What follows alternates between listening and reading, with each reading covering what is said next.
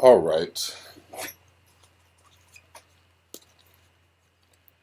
Greetings. Welcome back to Blackbird News, where everything is connected. I apologize for the late start. That was very frustrating. Very, very frustrating. Yeah. I don't know what was going on, but had the stream started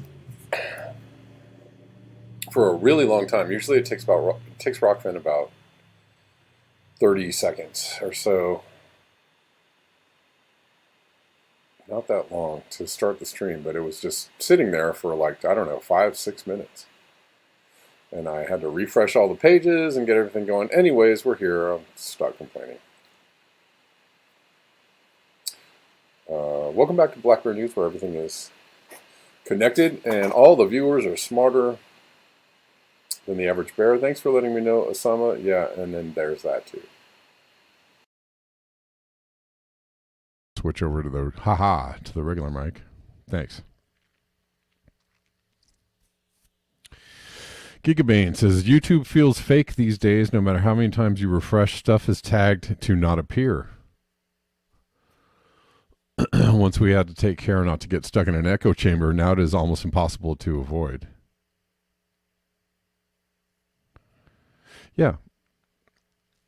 Well, interestingly, so the reason why I was frustrated about Rockfin is because I wanted to jump. I'm probably going to jump over to Rockfin.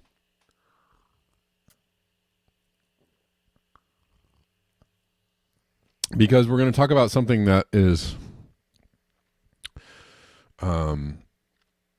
verboten on YouTube. By the way, we're live on Rockfin and on Twitter. I'm still not on Rumble yet. Sorry. Just, I'm trying to get it together. Have lots of things happening. So for those of you watching on Twitter, and I thank you for tuning in on Twitter, you know what to do. You know what to do. Like, retweet, and all that kind of good stuff. And then comment if you dare. I'll give somebody a gold star if they get in the chat box on Twitter and comment. It's kind of like the chat box anywhere else.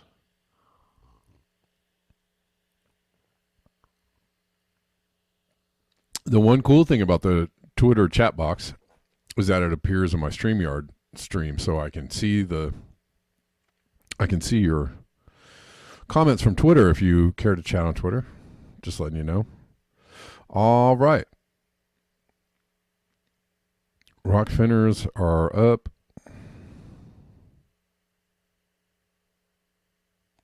To those of you who hung out and watched the music show last night, thank you.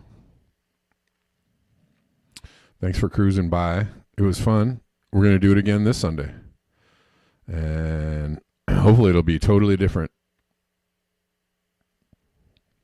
But still good. Yeah. You can only hear me on the left side. Oh my God, thank you guys. Oh, you know why? I'll tell you why. There, now you can hear me on both sides. Yes, Steph C. Steph C is on Twitter. I see you. She says, is anybody out there? Victory Jen is also on Twitter. Nice. Good to see you guys hanging out on Twitter.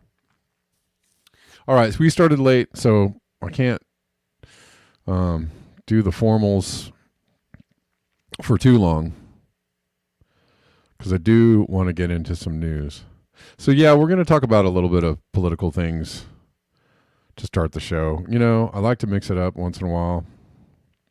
For crying out loud.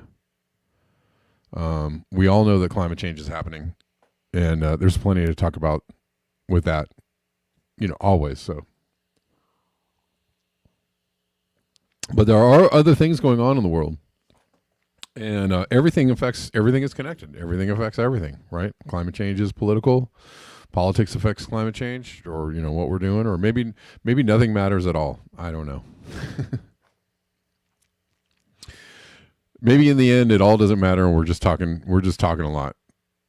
I hope that's not true. Anyways, the House just passed a deal giving Ukraine what? More money. More money. My God, more money. going to Ukraine. How much has it been so far? What's the total? What's the running total? Maybe we can find out. We have the internet. I think it's like 100 and almost 200 billion now. No. Okay.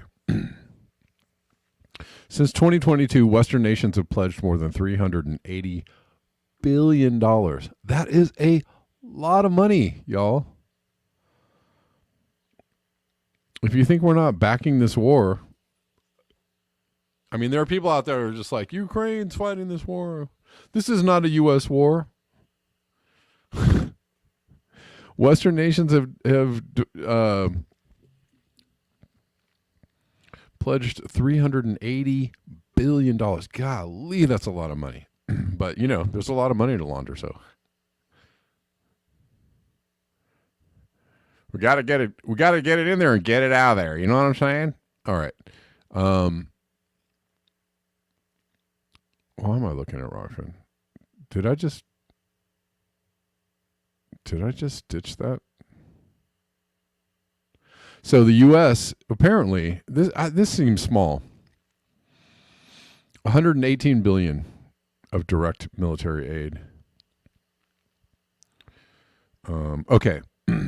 So Congress approved more than $112 billion in 2022. So yeah, almost $200 billion just from the U.S. Like 180 something billion. $180 billion. My God, guys. Homelessness, hunger and homelessness could be cured. Everybody could have health care in this country for a fraction of the cost, for pennies on the dollar.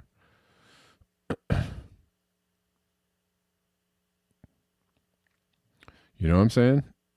Anyways. So this is wild, you know. People are up in arms about this, and of course, why not? I mean, the economy's in the crapper.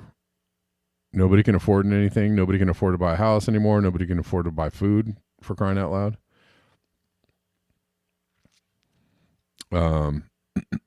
Trying to get this up on the screen as fast as I can. And I can't seem to work the buttons today.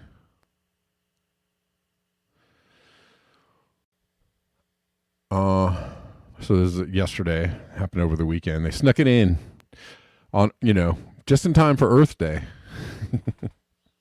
Which it is today, by the way. Happy Earth Day, everybody. Today is Earth Day. If you were keeping track.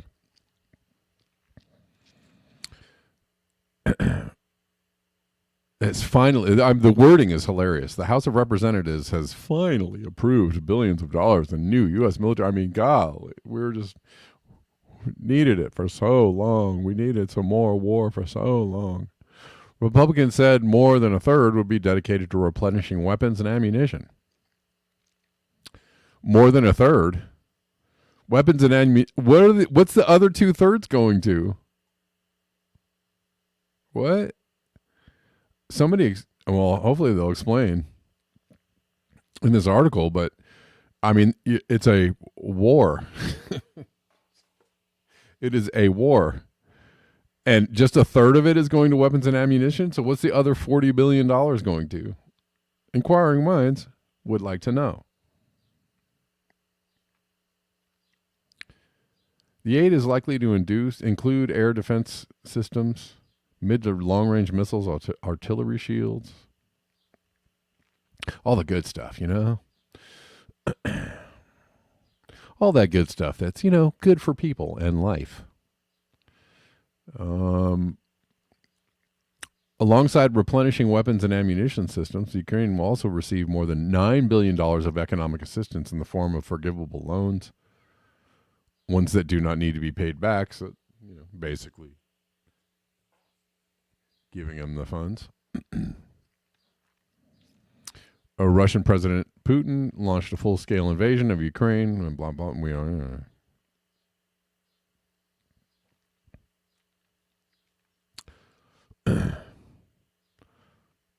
It's all his fault. Of course, we know this. Nobody forced him his hand at all. Nobody baited him into it. It was all his doing. Just thought it up one day, just sitting around one day, and he's like, you know what? I think today we're going to invade Ukraine. And everybody's like, that's a capital idea, Putin.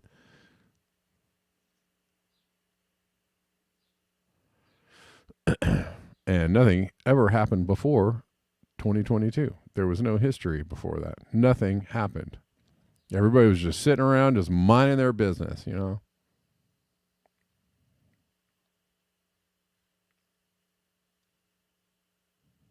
Ukrainians were just minding their business. U.S. was just minding their business. And Ukrainians were just minding their business. And everybody's just minding their business. And Russia was just like, hey, I'm feeling an imperialistic urge. Let's go.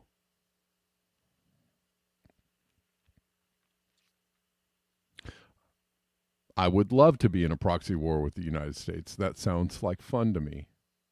Okay.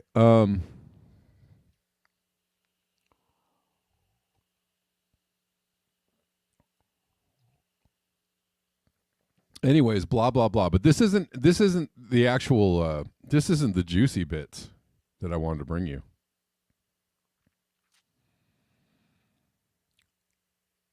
This isn't the juicy bits. Alan Roberts says it goes on food and fuel for the population as it is a war zone country. Food and fuel.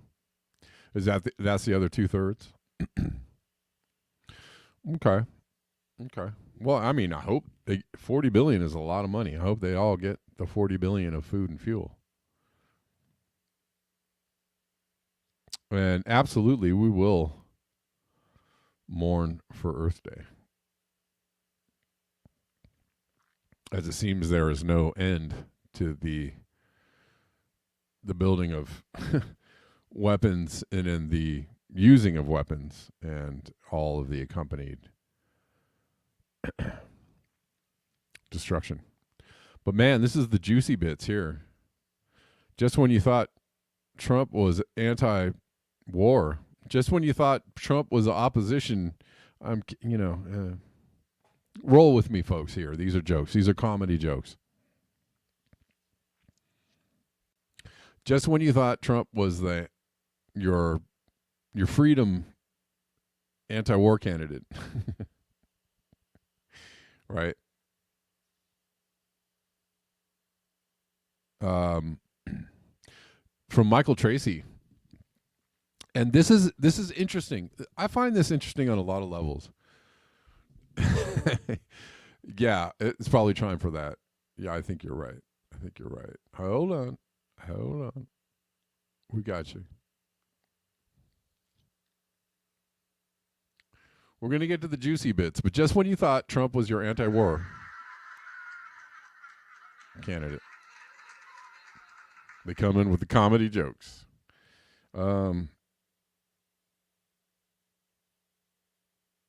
So let's read this from Michael Tracy. Listen to this. Trump strategized with Lindsey Graham and other GOP senators to pass Ukraine funding. Trump, who is not president, Trump strategized with Lindsey Graham. It's interesting because I've seen some photos out there of like Trump leaving the courthouse in Atlanta and stuff like that with a full, just a full like presidential motorcade, and people were like, I mean, these posts are from, like kind of QAnon-y, right-wingy people, not QAnon-y, but right-leaning accounts, and they're like, are you sure that Trump is still not president? Right? Because he's in this, presidential motorcade. But this is interesting. This is interesting because, President Trump is, enemy number one. Most hated Putin puppet number one. Most hated Putin puppet number one. And he's strategizing on how to give Ukraine more aid with people that are in the Senate. Fuck that guy. Sure. As Osama says. Listen.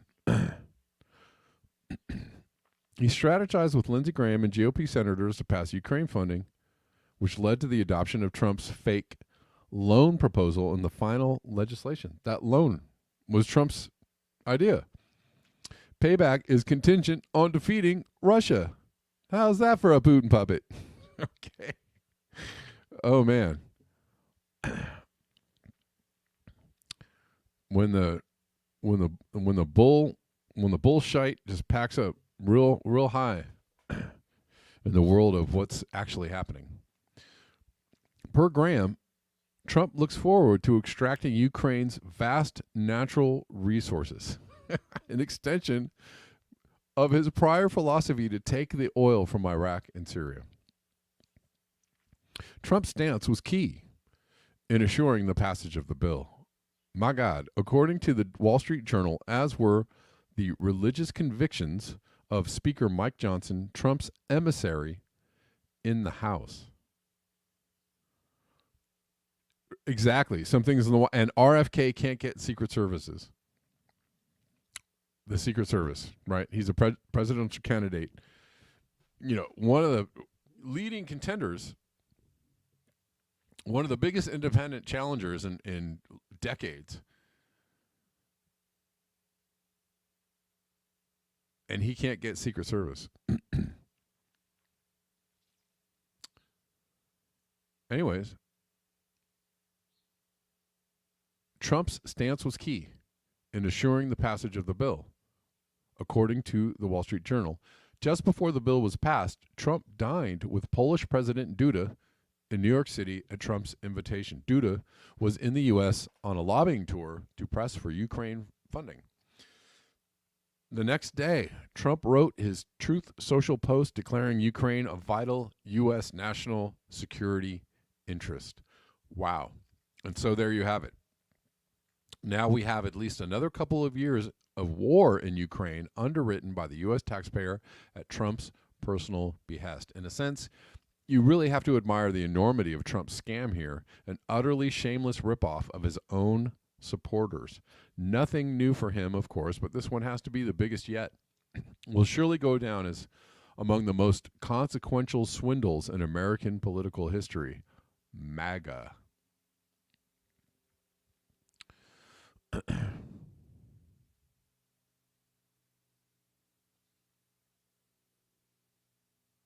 Anyways.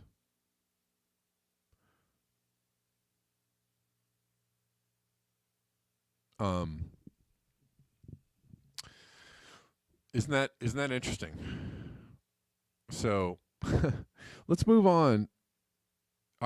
This is just a piggyback on that. Trying to link all these things together. Isn't that interesting?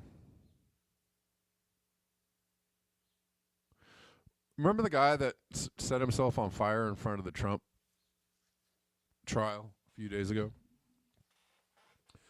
Just as with Aaron Bushnell, they wanted to keep as much information about the person, out. They kind of wanted to keep information about the person. They wanted to run their own story on who this guy was and what he believed and all this stuff before they actually gave you the news.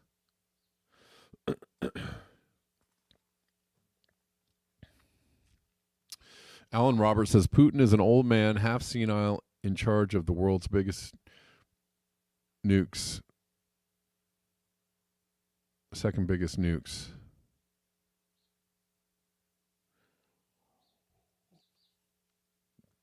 Is he half senile? Is Putin half senile? Is he as senile as, say, Biden? Because I've seen both of them speak. Putin seems pretty there. I will say, both Trump and Biden are very elderly men. With Biden seeming to take the lead on who's the most senile, but Trump's not far behind. Putin, I don't know. I haven't seen the senility in Putin necessarily, but he's getting up there too. Anyways, isn't this interesting? I find this interesting. So the guy who's self-immolated, they're calling him a conspiracy theorist. And I don't know whether that is I don't know whether that's just using the story to the media's advantage of labeling anybody who does anything outside of right, anybody who does anything for a reason, for a cause. You want to label them as quickly as you can conspiracy theorists so that you can denigrate them and make them seem strange and crazy and wacko, right? That's the first thing you want to do. And I don't know. I don't know. I did. I saw the story. I kind of looked at the story. I saw the guy's thing. What we have learned about him is that he was mainly a Democrat. That he was a Obama supporter. But hey, there was a lot of people that supported Obama that then voted for Trump. That actually was a thing that happened. And people don't want to talk about that. People don't want to talk about that they had hope, they had faith in the hope and the change. And then at the end of Obama's 8 years, they were like, oh, geez, that was we didn't get no change and I don't have much hope left. So they went over to, they were like, how about this guy? He seems kind of wild and wacky and willing to do something different. A lot of people did that. I was not one of those people, but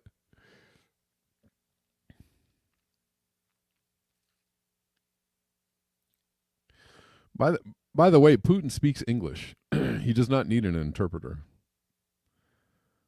So it's funny when Tucker Carlson interviewed Putin with the interpreter. He speaks fine English.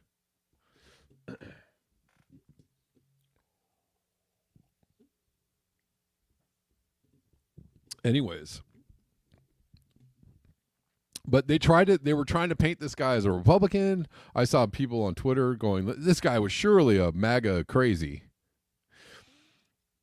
And then other, but the reality is he was actually a former Democrat. But what his message was this. And this picture sums it all up. The only thing about this picture that I take, I have an issue with is that about to, the about to part is the funniest part. Trump is with Biden. Yes. Or you can turn that around. Biden is with Trump. Yes. Okay. They're in league, in lockstep. They are doing the thing. It is a uniparty. There is no difference. Okay. I don't know how many, umpteen different ways I can spell that out for you, and the other people could spell that out for you. It is glaringly, painfully, burning bright with the hottest 10 suns. It's so glaringly obvious that they're doing the same things, that they're part. But the about to part is funny because I think the about to happened about 40 years ago. Or let's go back, 1963 was when the about to was about to happen, and then it did, right? So it's been a long time. It's been a while. Again, for the people that think that there's a threat to our democracy. Again, the threat to our democracy happened about, I don't know when that was, 50 years ago. No, can't do math now. 70 years ago. No, still can't do math. 60 years ago. Yeah, anyways. We'll call it 60.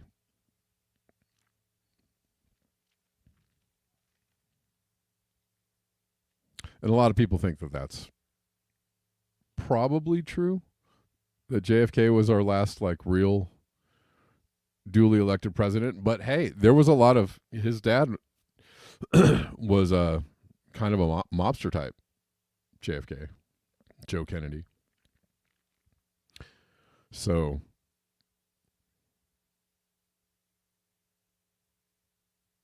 you know, there's always been, political fisticuffs and wrangling and charges of impropriety and vote. That's that goes back, so far back in history. It's not a oh my God. Anyways.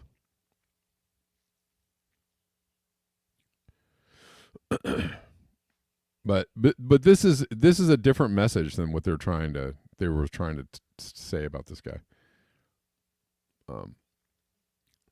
He says they're just calling him a conspiracy theorist, but he's actually, they're pretty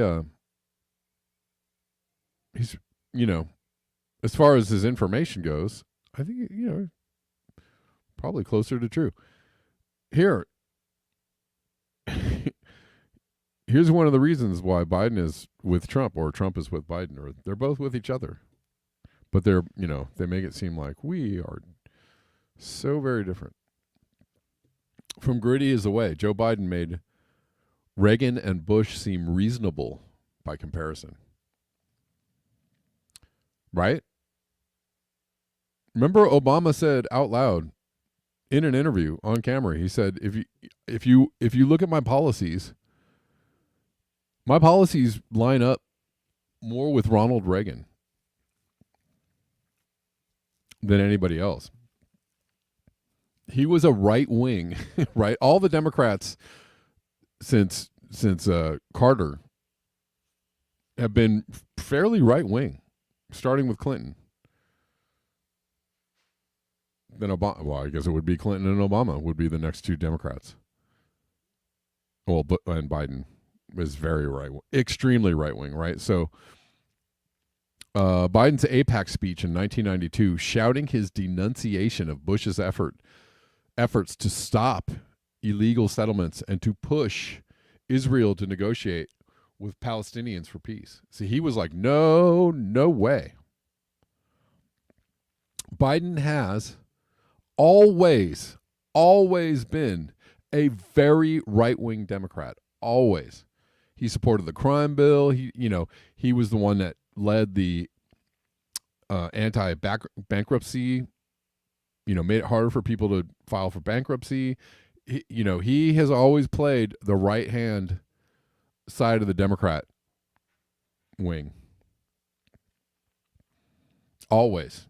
And this whole thing that people think that he's, just a kindly old man with dementia and he's softened and he's just a good guy now. Okay. That's what you want to think. Well, all right. Have fun with that. I mean, you can see from the policies that seem to be happening under his administration that he's pretty in line with the right winganism. Yeah, that's what I meant to say.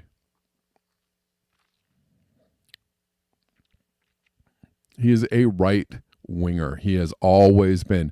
There is a very famous video of him on TV in front of a camera saying, the American people aren't stupid. They know that these entitlements have to go. Everything must go. Social Security, Medicare, it's all on the table. He's always been a champion for that. Always.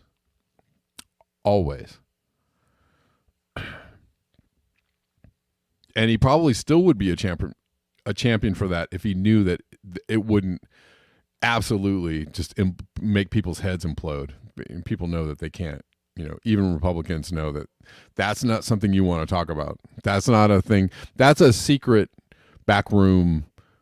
Hide it in another bill kind of stuff. That's something you never talk about on TV. Not these days.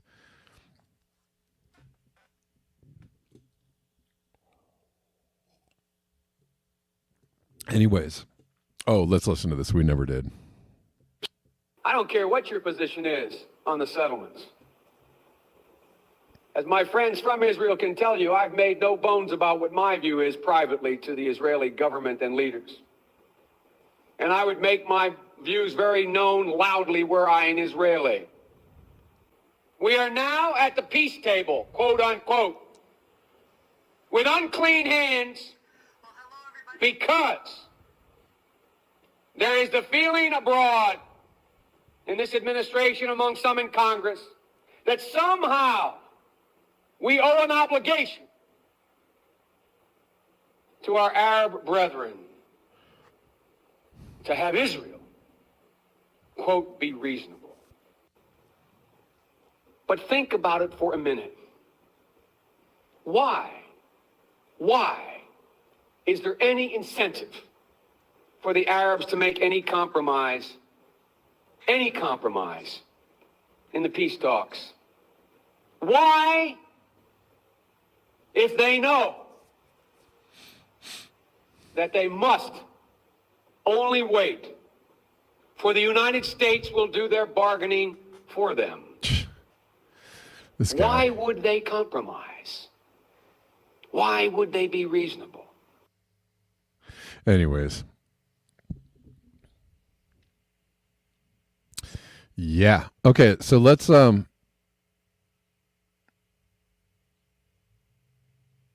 just showing you what the reality of the current political situation is, trying to. That's all.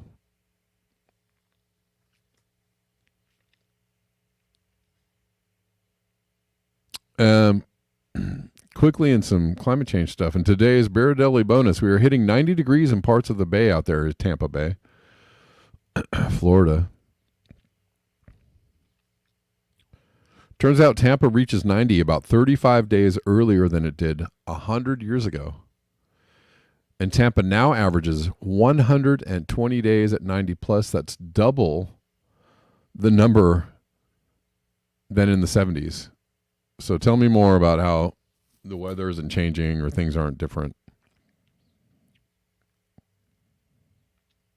They've been telling me that climate change is a thing since the 1970s. They told me climate change was coming. I haven't seen it yet. Oh, it's here, bro. It's 120 days of 90 degrees compared to 60 days in the 1970s. They told you it was coming, and here it is. Like, I mean, I don't know. Are they making that number up? We're faking how hot it is. 120 days of 90-degree weather. On top of that humidity, that lovely, lovely Florida humidity, you got to know that's kind of brutal. What's up, Rockfinners? How you doing? Denver says Joe Biden is the dirtiest turd in D.C. That's why he's president. I think you got to be a special kind of stupid to get to be. You know what I mean? I feel like being president is not a thing that you want to claim on your resume these days, right? Because you got to be just like the worst. You got to be the worst.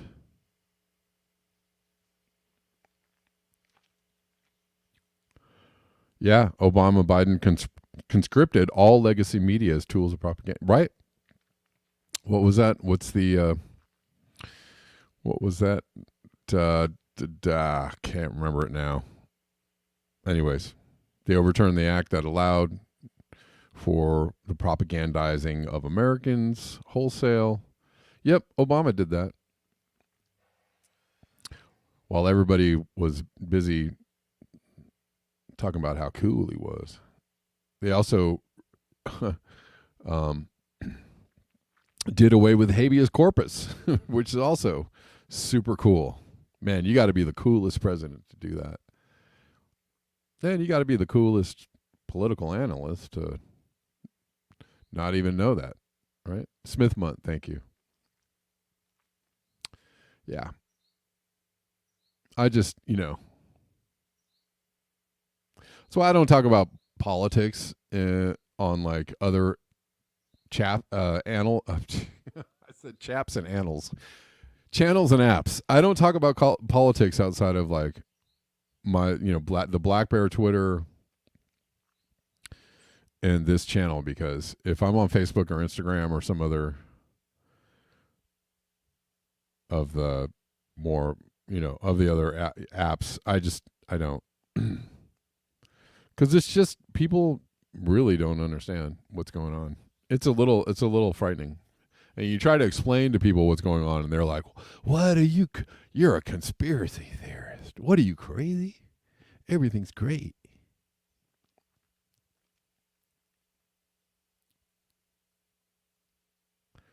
I love everything. It is great.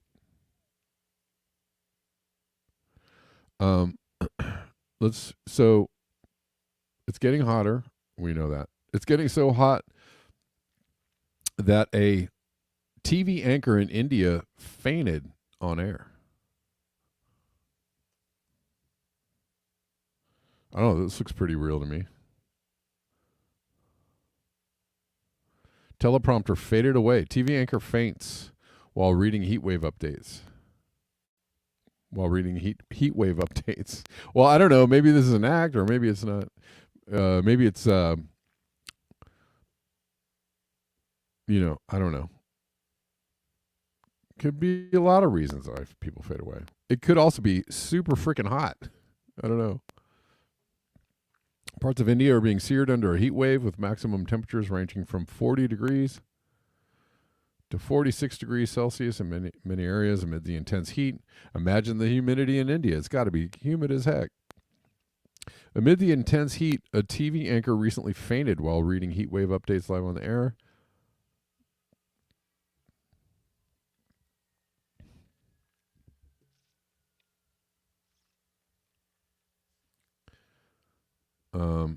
Let's see if we can see some footage.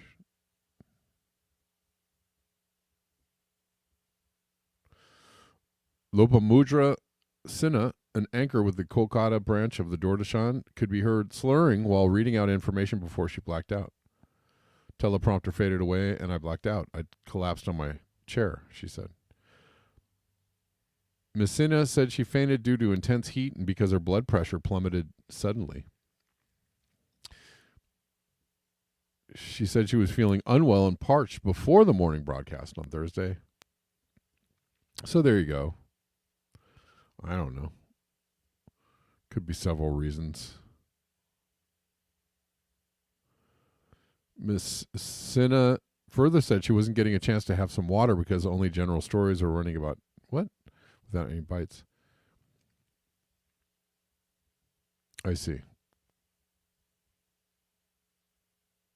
Are we going to see the actual footage of this? Hello? Where'd it go? আজ আমি তোমাদের সঙ্গে একটা This is her. ভূমির সমস্ত general story ছিল যা World. No. Huh. Hold on one second. Sorry, guys. Plummeted suddenly. Yeah. Anyways, hold on one second. The National Weather Service has issued a severe thunderstorm warning. Severe thunderstorm warning for us. Sorry, guys. We're gonna get hit by dust really soon. Tucson metro area. Blowing dust advisory in effect from 1 p.m. this afternoon. I don't know where this is to 10 coming p.m. from. Mountain Sorry, guys. Standard Time this evening. Storms are such a unique and once-in-a-lifetime event. Young children and pets should never be left unattended in vehicles. Check up on relatives and neighbors. A storm is ever-changing. everything's gone They off the can rails change every single minute. Hold on, guys. I don't know where this is. So to be able to capture that on camera is thrilling. Keep in mind you may need to adjust your plans based on the latest health and safety guidelines from CDC and your local officials. Remember, stay up. Okay. Found it. Jesus Christ, that was annoying. It was freaky. I couldn't figure out what was happening there. Anyways, hold on.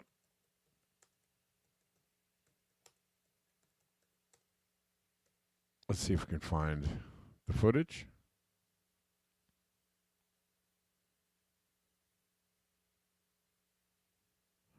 Hello?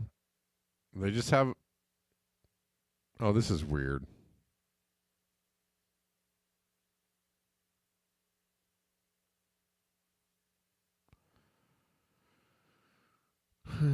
Anyways, gonna have to leave this.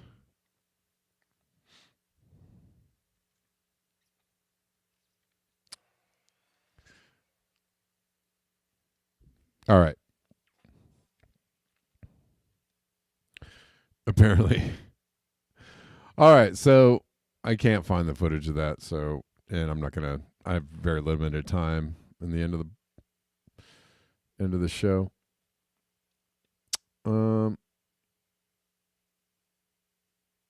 Where are we going? Okay, guys, we're gonna try and cover. Joseph sent me this video, which is pretty cool. I mean, it's not new information, okay?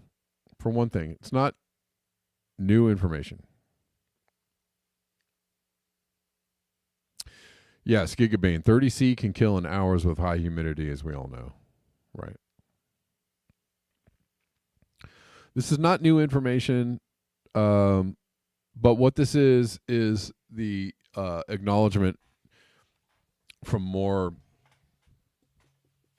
conservative mainstream circles of information that has been known and talked about for quite a while. So we're all going to jump over to Rockfin. I know. Before we do that, just going to quickly say, if you enjoy this content, and I bring it to you every day, Monday through Friday, for free, if you appreciate it and enjoy it, please consider supporting the channel. There are a lot of links in the description box on YouTube and Rockfin. I'll post some links on Twitter. Lots of ways to do it. You know the deal. PayPal, Cash App, Patreon, et cetera, et cetera.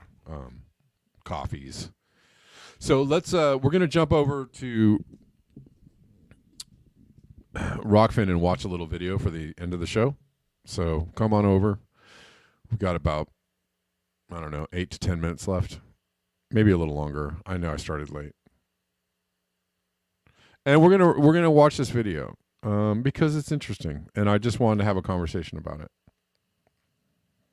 And hopefully it can be enlightening. So, YouTubers, love you. We'll see you tomorrow at 11 a.m. And for the YouTubers, until next time, peace, and we'll see you on Rockfin.